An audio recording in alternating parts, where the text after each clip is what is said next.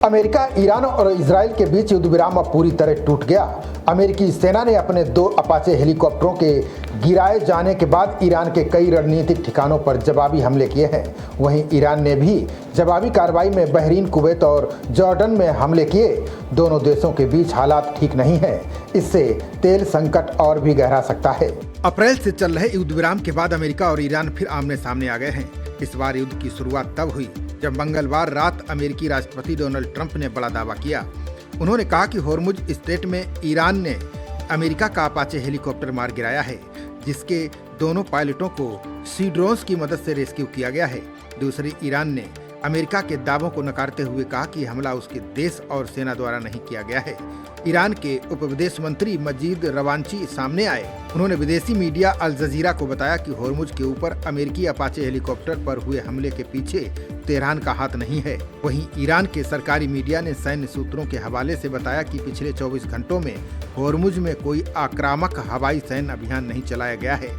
उन्होंने सीधा आरोप लगाया कि अमेरिका अपाचे हेलीकॉप्टर दुर्घटना की आड़ में फिर दुश्मनी शुरू करने की कोशिश कर रहा है, जिसका हर स्थिति में निर्णायक जवाब दिया जाएगा।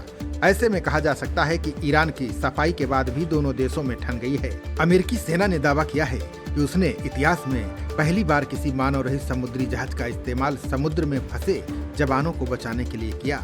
अमेरिकी नौसेना ने इस रेस्क्यू ऑपरेशन को अंजाम देने के लिए जिस ड्रोन का इस्तेमाल किया है, इसका नाम सायरोनिक कॉर्सियर है।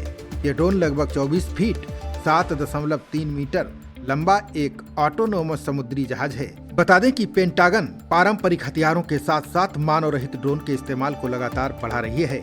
ये ड्रोन उसी अमेरिकी मिशन का हिस्सा है। अपने पायलट को बचाने के बाद अमेरिका ने ईरान के कई रणनीतिक ठिकानों पर जवाबी हमले किए। इन हमलों का टारगेट दक्षिणी ईरान का वो इलाका रहा जो दुनिया के सबसे अहम समुद्री व्यापार मार्गों में से एक है। ये होर्मुज स्ट्रेट के आसपास स्थित है। अमेरिकी वायुसेना और नौसेना के लड़ाकू विमानों ने सटीक हथियारों का इस्तेमाल करते हुए ईरानी air defence system, ground control station और निगरानी रडार ठिकानों को निशाना बनाया है। हमलों की सबसे ज्यादा खबरें होर्मुजगान प्रांत से सामने आई हैं। ईरानी मीडिया के मुताबिक केसम द्वीप, बंदर अब्बास, सीरिक और जास्क में जोरदार विस्फोट हुए। केसो द्वीप और बंदर अब्बास के आसपास कई धमाकों की आवाजें सुनी गईं।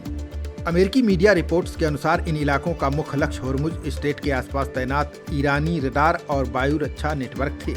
माना जा रहा है कि अमेरिका इस क्षेत्र में ईरान की निगरानी और सैन्य क्षमता को कमजोर करना चाहता है।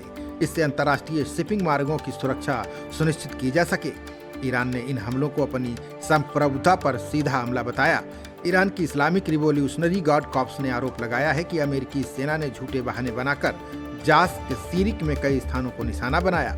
हमलों में एक टेलीकम्युनिकेशन टावर को नुकसान पहुंचा है, जबकि शहर के 2 पानी के टैंक भी नष्ट हो गए हैं। इसके बाद ईरान ने भी जवाबी कार्रवाई शुरू की। IRGC ने दावा किया है कि उसने बहरीन में मौजूद अमेरिकी 5th फ्लीट को ड्रोन हमलों से निशाना बनाया। ईरानी सैन्य नेतृत्व ने चेतावनी दी है कि अगर अमेरिकी आक्रामकता जारी रही तो उसका जवाब और बड़ा होगा। अमेरिकी मीडिया रिपोर्ट्स के अनुसार इन हमलों का मुख्य लक्ष्य होर्मुज स्ट्रेट के आसपास तैनात ईरानी रडार और वायु रक्षा नेटवर्क थे। माना जा रहा है कि अमेरिका इस क्षेत्र में ईरान की निगरानी और सैन्य क्षमता को कमजोर करना चाहता है। इससे अंतर्राष्ट्रीय शिपिंग मार्गों की सुरक्षा सुनिश्चित की जा सके। ईरान ने इन हमलों को अपनी संप्रभुता पर सीधा हमला बताया। खबरों का सिलसिला जारी रहेगा। देखते रहिए जनप्रवाद। नमस्कार।